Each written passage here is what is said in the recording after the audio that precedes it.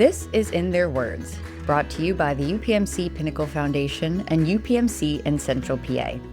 In honor of Donate Life Month, this episode shares a powerful story of connection, compassion, and second chances.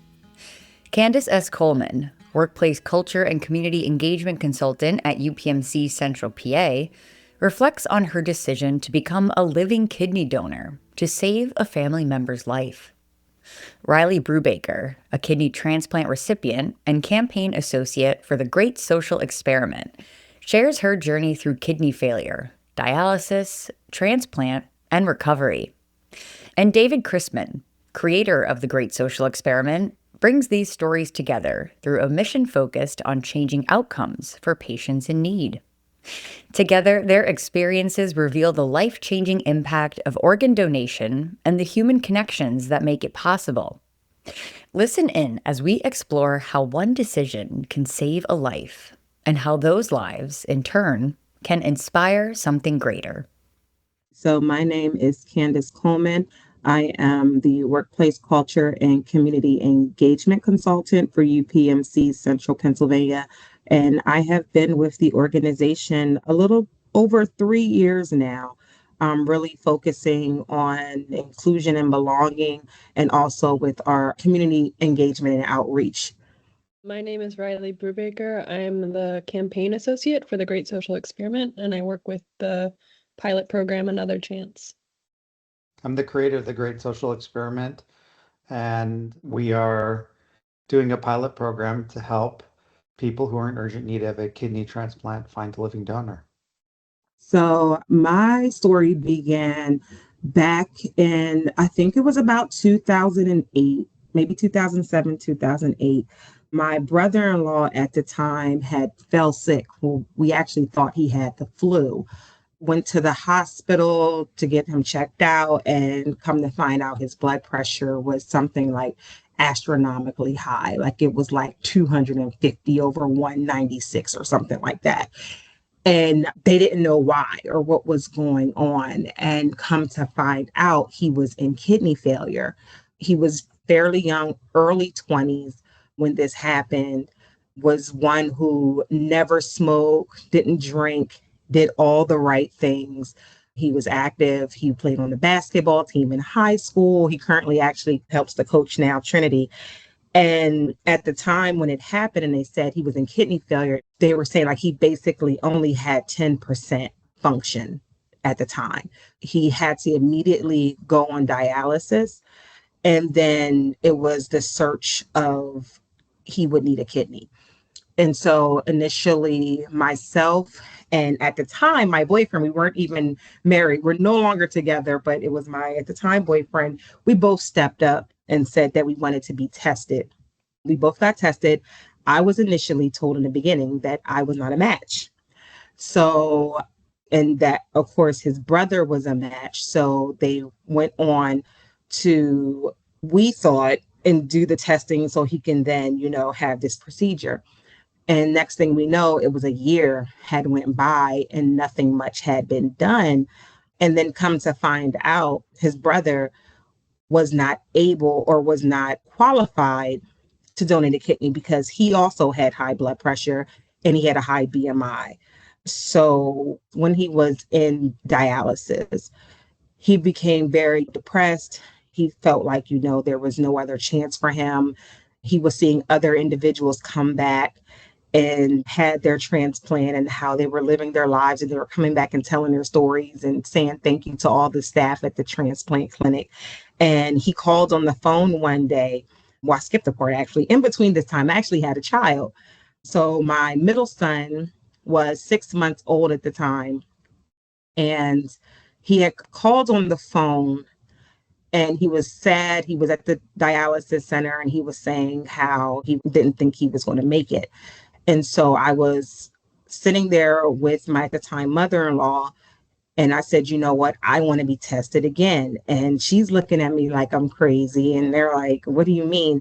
So she calls the hospital, and it was a new nurse that was actually taking over his case. And she called and told her, and she said, "Hey, Candace wants to be tested again." And the nurse was like, "Well, I don't understand why she wants to be tested again. She's already a match." And so we were all confused, but we were also ecstatic and happy. Like we were happy that, like, wait a minute, I'm a match.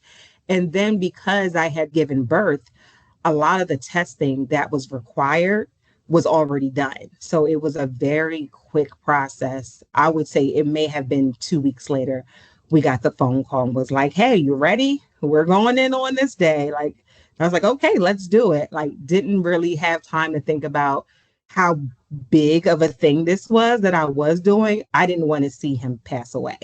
And I know he had so much life in him and so many things to do. And I was just like, whatever it takes, I'll do it. And went through the process. It was fairly easy. I only had to take off, I think, 2 weeks for work at the time. At the time, I was doing clinical bedside. So I was able to go back to work in 2 weeks. And just to see that he was able to then live more life again. He actually ended up having to get a second transplant in 2023 because he had contracted COVID, which the kidney then was no longer working. And he was very lucky to then get a anonymous donor from someone in Texas. To this day, he still doesn't know who the person is, but it was an anonymous living kidney donor Texas that he was able to get a kidney from. And he is living his best life and still able, because of the kindness of that person's heart, of being able to be a living donor and donate their kidney. That's how I connected with David. So one of my sororities, I'm part of a sorority called Alpha Kappa Alpha Sorority Incorporated. And one of my sorors, her husband is currently in the process of looking for a living kidney donor as well. And when I heard his story, and it just took me back, and it's like one of those things, it's like, dang, I wish I had more than one kidney to give.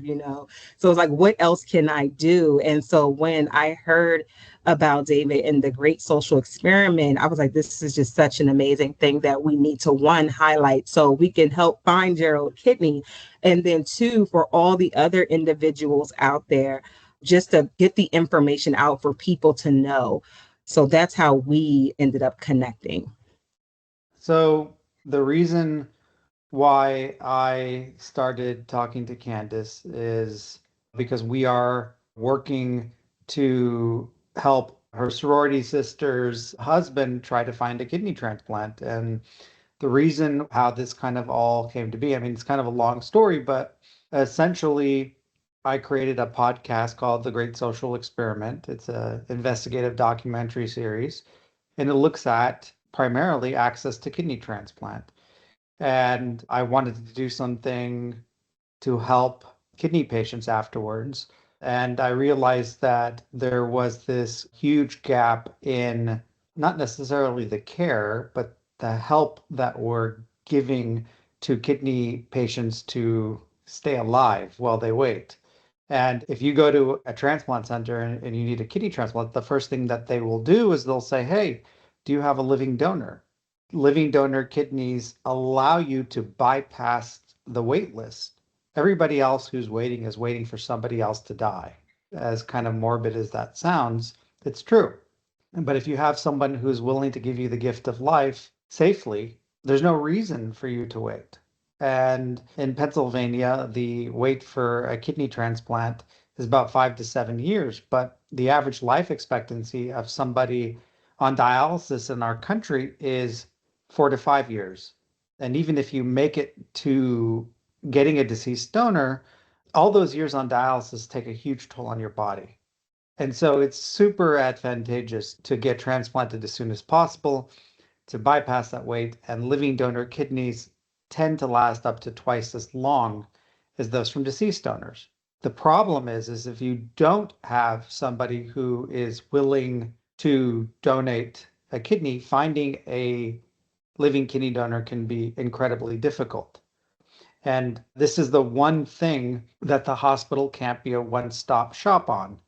It's the one thing that they can't do alone. They need that organ. And the only way to get that organ, and this has been this way for decades, is to get your story out there, to convey your need. And that's really how Candace, I mean, you were close with that person, but I mean, a lot of people who need a kidney don't even talk about it with their own family. And so you go back decades and decades and decades, people were writing into their city newspaper about their plight. Can you help me share my need? And they still do that today. The issue is that, as I said, it can be incredibly difficult to do this when you're chronically sick and you're just trying to make it to the next day. And a lot of people don't have that skill set to get your story out there. So, as somebody who comes from the world of media and storytelling, I thought, well, what if we just do it for them, with them as a kind of partner?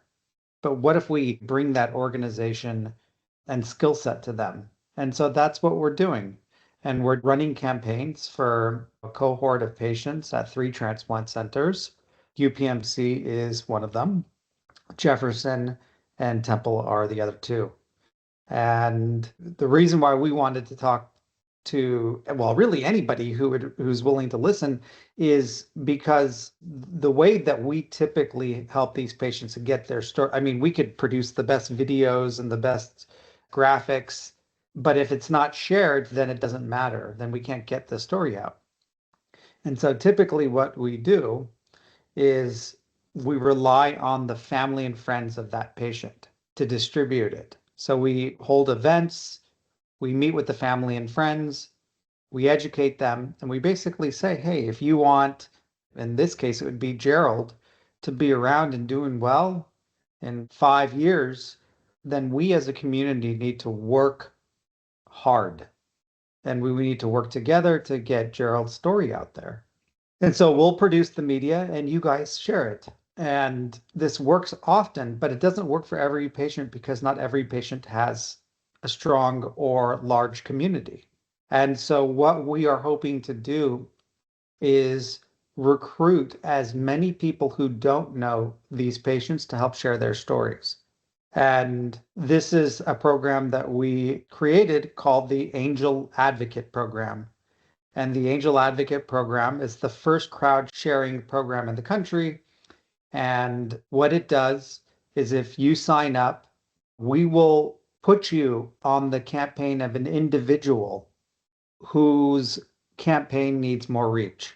So one of the beauties of this program is that we know how these campaigns are going in real time. We know how many people have stepped forward and have gone through all the milestones of the evaluation process. And so if we see that there's a campaign that's struggling and we have multiple people that are willing to share anybody's story, they sign up, we'll put them on the email list of that one specific patient, and they'll start receiving all that campaign media to share.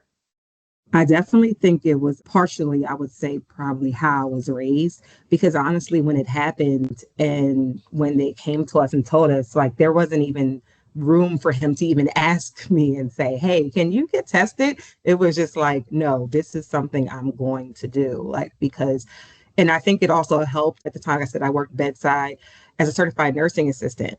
So I was able to see, the effects of kidney failure and things like that. And having an understanding of having a medical background, I also believe helped as well. But really, I didn't even give myself time to even think about, is this something I want to do? Because it was just immediately like, this needs to be done. I want to do this, to the point that I did not even tell my immediate family, like my mother. I didn't tell anyone until a week before, until I got the date.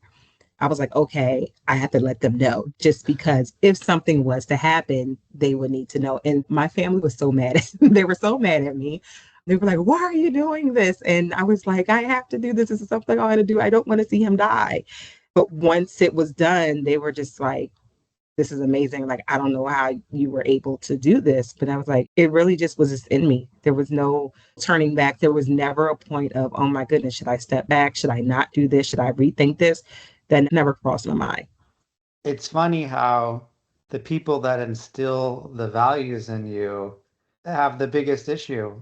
Yep. I think that a lot of this is because the biggest hesitation that donors have is fear. And, who could blame them? It's a surgery, but you go through an insane amount of testing to make sure that A, you'll be okay with the surgery, and B, that you're not going to really have any problems in the future. And when I say any problems, I mean literally any problems. We know donors that are incredible athletes. I know two donors that ran 12 marathons in 1 year, each of them obviously with one kidney. They are no different today than they used to be. And I think one thing too, people don't realize, like, you have individuals who are born with one kidney and don't even know it, like that are walking around right now who may have never had to have a CAT scan or anything, and they don't even know, and they're living perfectly normal lives. So that's the other piece that people may not realize or understand. They're thinking, okay, if I'm donating a kidney, like they're in fear of, okay, what's going to happen to me, or if I need a kidney. And that was the one thing that they did tell me. They said, oh, well, if you need a kidney, then you also are placed on a special list that kind of like bumps you up because you did donate a kidney prior. But it just never even crossed my mind. And people really don't know the plight of somebody who has kidney failure. We all hear about cancer, but kidney failure has a shorter life expectancy than most cancers. It's just that these people typically suffer and die in the shadows. I think it would be time to give Riley the mic a little bit because she actually is a recipient. Not only has she been instrumental to this program, but she has actually walked the walk and lived through this. So let me hand it over to her. I don't really know how to follow that up. But I think out of all of the transplant patients, recipients particularly that I've met, I think my experience is probably one of the better experiences you can have with kidney failure, which is saying something, I think. But I was born with kidney disease. My kidneys were failing when I was born, and I just had an amazing care team that was able to revive them when I was younger. So I lived with stage 2 kidney disease for most of my life, which to nephrologists I think is seen as normal for a lot of people. And my kidneys started failing in my senior year of college, which was not ideal, but I was able to get on the wait list pretty quickly. And I was put on the wait list before my senior year started because my function was dropping significantly, and made it through my senior year with the plans of getting a preemptive transplant 2 weeks after graduation. But, living donation, I think, is a lot faster, a lot smoother than deceased donation, obviously, but there's still delays that can happen. I think for me, I was able to get through a few donors, and almost all of them were accepted and then rejected, actually, because of anatomical differences.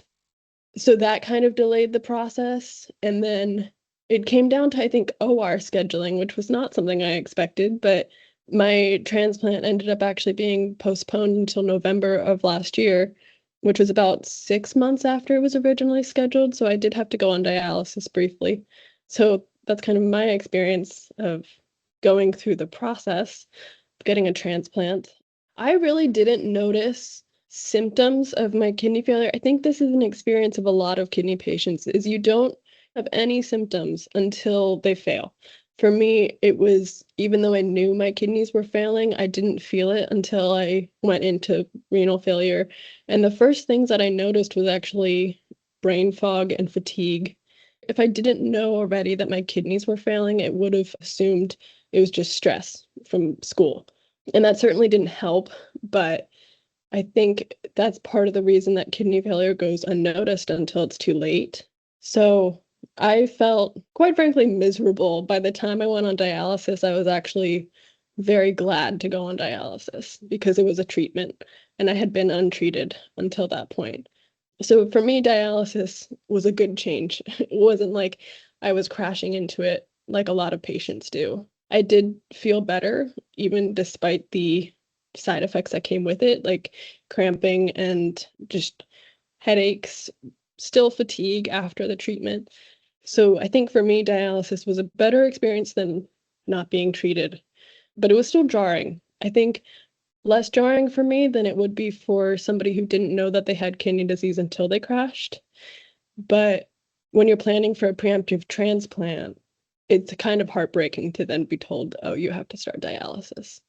And I remember in the first few weeks that I was starting dialysis, I was convinced that I would never get off of it, even though I had a surgery scheduled at that point.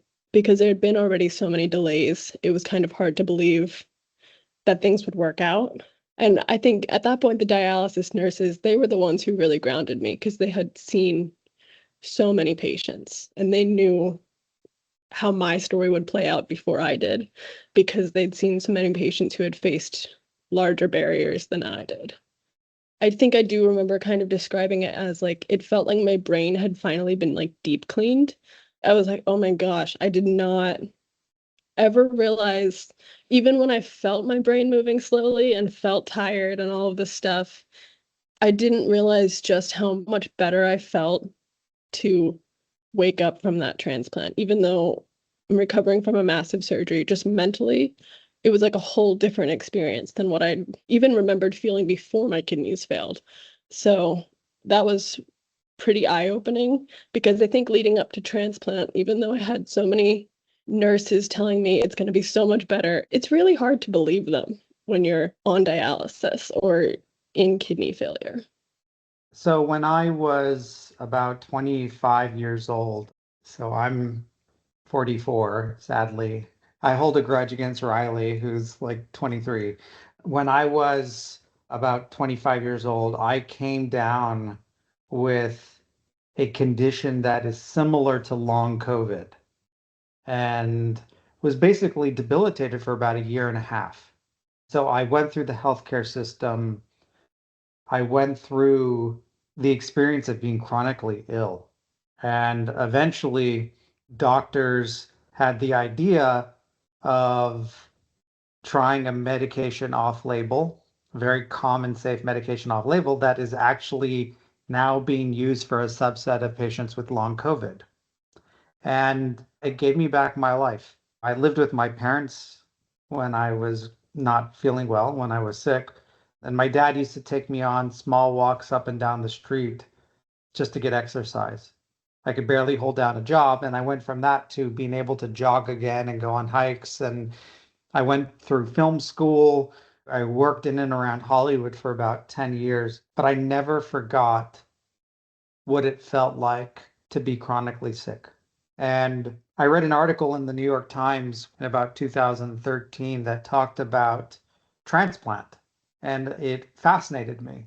And I thought, okay, well, I was always a storyteller. Why don't I try to write a screenplay about this? And so I set out to do that. And I mean, it really started as just like, oh, this could be a good story. But the more patients like Riley that you talk to and donors like Candace, the more it becomes incredibly personal. And unlike me, where they didn't know what was causing me to feel ill, still don't know. We know how to help these patients. You know, for me, I went on the $1 million workup and they couldn't figure out what it was. But they were eventually able to find a medication, and it was just, let's see if this works. Well, we know what works for patients whose kidneys have failed, and yet we're not doing enough to help them. If this is just the one thing I said, you know, in medicine where the hospital can't do anything unless they have that organ. And that requires a different skill set than what they're trained for. And so the best thing kind of that they've come up with is to help patients, to try to teach patients to share their story. When I say they, I mean transplant centers, nonprofits have programs where they'll try to teach patients, hey, here's how to get your story out there. And in this case, it's a life-saving skill set. Now, I would lump all of these efforts into trying to teach someone to fish. It's pretty much the same thing. And in most of the world, trying to teach someone to fish is a good thing. It's like, well, why would you go to the restaurant and buy salmon every day if you can just make it yourself? But in this case, it doesn't always pay to teach someone to fish if they can't lift a fishing pole. And that's really the issue here. They just simply can't do it themselves.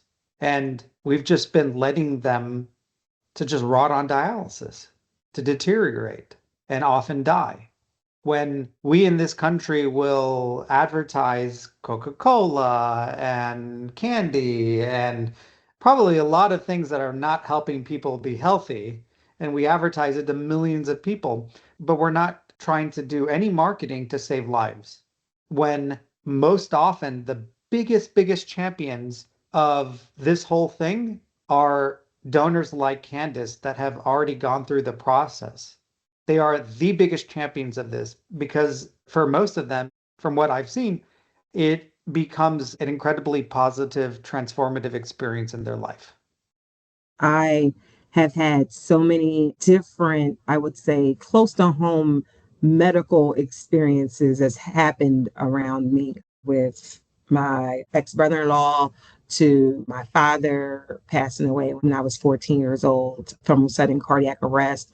So all of those experiences, I feel, have definitely given me a sense of one, life is short, it's precious, and that things that we think are big are not that big. And I tell myself, okay, is this something that I'm going to be upset about in 5 years? And try to measure it that way because life can just change so quickly, like in a blink of an eye. For him, he went to the hospital thinking he had the flu and came out saying you have 10% kidney function, you have to go on dialysis.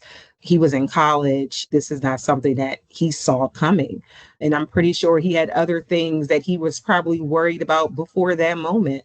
And definitely, I know Riley can speak to that as well, just on being able to look at the perspective of things and how precious life is and how short life is. And I think that's one thing that guides me, just genuinely wanting to be a good person, getting up every day, having some type of purpose and something that's bigger than myself. And that was the reason why I was just so moved when I heard of what was going on with Gerald and then hearing of the great social experiment with David. I was just blown away. Like, this is something that everyone needs to hear this because, like David said, and Riley, like, this is saving lives. It truly is. My experience with gratitude, especially in the kidney transplant process in the context of kidney failure, it took a process of like genuine grief for me. I think even though I knew that a transplant was in my future, it was not something that I ever expected to happen at the time that it did. When you're at college and you're planning for your future and you're career oriented and you're surrounded by people who are also career oriented, and for me, I was in a small program, so it was the same career that we were all trying to get into. I think for about the first 6 months of just going through the transplant process, I didn't feel grateful. I just felt angry. And I think envious and resentment, all of these kind of negative emotions that it was really hard to feel grateful until I think I really processed that and processed like what exactly it felt like I was losing at the moment. But I think it was about a year and a half leading up to transplant. By the time I got on dialysis and was settling into that routine, I started feeling more grateful and just reflecting on like even when I was frustrated, I had a great group of friends in college who were with me at my worst, even when I probably wasn't the nicest person to be around, because I was just in my head about the fact that they were going off and starting careers and I was heading towards a kidney transplant. So I think for me, gratitude came a little bit later and it involved a lot of processing of emotions that I just didn't want to process for a long time. But definitely after transplant, it's a lot easier to like look back and be like, have a lot of grace for myself and for the people around me and just feel that immense gratitude for kind of how everything played out. I think it taught me a lot and it broadened my perspective a lot. And I think in some ways, it taught me who I wanted to be around because I realized through the process, it's kind of hard to be around people who can be so focused on their own lives that they don't show appreciation for other people's lives. In many ways, it was very eye-opening for me and just made my life better, even though it was not a fun process at all. I mean, Dr. Yang, he was amazing. and the whole staff, everyone, because he was in and out the hospital all the time. And so they almost end up becoming like family, especially when it became part like the education piece of it and really understanding what was going on. They especially made me very comfortable with stepping up to even doing it.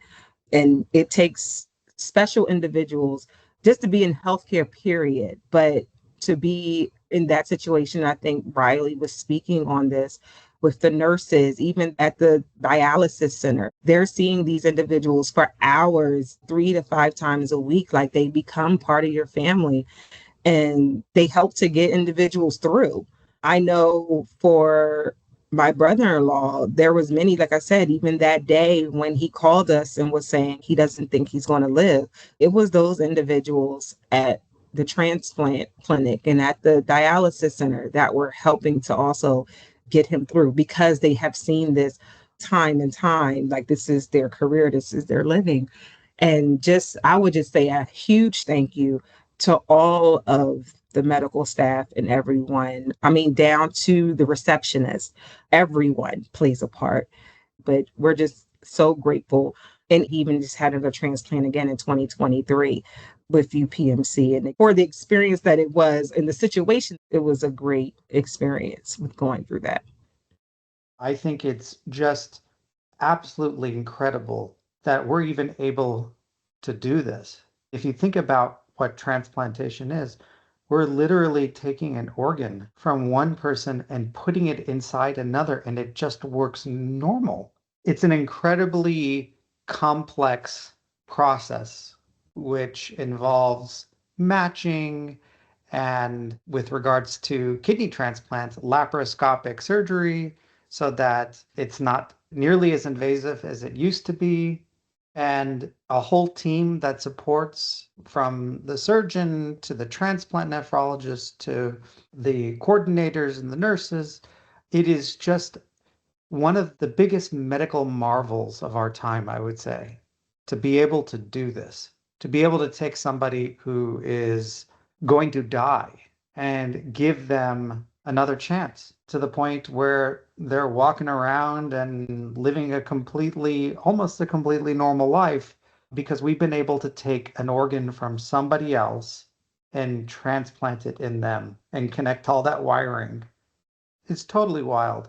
And I think that we really do have to take our hats off to the surgeons and the transplant physicians, the coordinators, the nurses, most of whom are the coordinators who are nurses, and just really admire how well that they've been able to do this together as a group. I think for people who are not patients, we could really use your help in terms of becoming angel advocates. It's an incredibly simple process. Participating takes 1 minute once a week. Like literally, that's it. And all they have to do is receive an email from us with media that's already been uploaded to Facebook, Instagram, LinkedIn, and then just click on it and share. It's that simple. And we'll put you on the campaign of a patient who really, really needs it. It's crazy to think that you sharing media could help save someone's life or would save someone's life. But there's a lot of people that I've worked with that get transplanted by complete strangers, living donors that come forward, as Candace said, with her brother-in-law's second transplant. This is something that becomes a calling to people like Candace. And all you're doing as an angel advocate is sharing that awareness in support of one person. And all they have to do is go to thegreatsocialexperiment.net, thegreatsocialexperiment.net, and they can sign up to be an angel advocate. And then for people who are in need of a transplant, there's also a patient resources section where there's a bunch of free resources, including templated web pages, free t-shirts. We work with a vendor that will put a QR code and some text on the back of t-shirts that'll be sent to your web page, where the QR code connects to the web page. and just a whole lot of information, support communities online. So they can find that as well at thegreatsocialexperiment.net. And all of that is completely free. People may not know what the kidneys actually do. We talk about kidney failure, we talk about organ failure, and I think most people know like what the heart does, but the kidneys produce urine. They allow us to pee. And when your kidneys fail, the toxins in the fluid that people normally pee out get stuck in their system. And that's why they feel sick. And what dialysis does at kind of the fraction of the efficacy that a kidney does is it takes that water weight and those toxins off someone's body. Patients do it either 3 times a week or more, but most patients do it 3 times a week. I think Riley did it 3 times a week, right? And so there are many patients that simply, when they have kidney failure, they don't produce urine, they don't pee. At the time this narration was recorded, more than 90,255 people were on the kidney transplant waitlist, a number that continues to grow. Nearly 580,978 people are living on dialysis, a population increasing every second. These stories and the web they weave show what it truly means to be an advocate, to be a living donor, and to be a part of something bigger than ourselves. If you would like to learn more, UPMC Transplant Services in Central Pennsylvania provides expert, comprehensive care for kidney and liver transplant candidates and recipients. With primary evaluation clinics in Harrisburg, York, and Chambersburg, patients have access to evaluation, pre-transplant care, and post-transplant follow-up close to home. Part of a leading national program with more than 40 years of experience, UPMC Central PA is here to support patients every step of the way. Visit upmc.com to learn more. To take a deeper look at the Great Social Experiment, visit thegreatsocialexperiment.net. Until next time, this is In Their Words.